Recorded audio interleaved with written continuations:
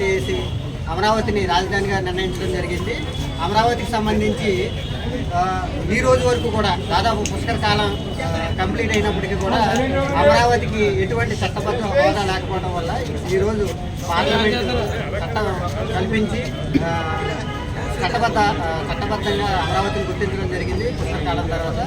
దాంట్లో భాగంగా రాష్ట్రం అంతా కూడా ఈరోజు పెద్ద ఎత్తున సంబరాలు చేసుకోవడం జరుగుతుంది. అందులో భాగంగా పురపాలక సంఘంలో ఈరోజు ముగ్గులు పోటీలు, అదేవిధంగా క్యాండిల్ ర్యాలీ కూడా చేయడం జరుగుతుంది.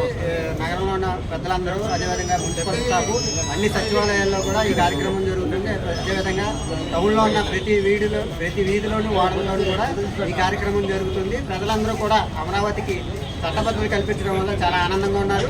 ఎందుకంటే ఇంతకాలం అయినా ఆంధ్ర రాష్ట్రానికి రాజధాని లేకపోవడం, సరైన రాజధాని లేకపోవడం, దానికి గుర్తింపు లేకపోవడం అనేది ఆంధ్రులు అందరికీ కూడా చాలా అవమానకరమైన విషయం. అలాంటిది ఈరోజు దానికి ఒక చట్టబద్ధత కల్పించి ఒక రాజధానిగా, ఆంధ్ర రాష్ట్రానికి రాజధానిగా దానికి గుర్తింపు రావడం అనేది ప్రజలందరూ కూడా మనకు ఒక రాజధాని, ఆంధ్ర రాష్ట్ర ప్రజలందరికీ కూడా మన హక్కుగా మనకు ఒక రాజధాని గుర్తింపు కలగడం అనేది అందరికీ సంబంధించింది.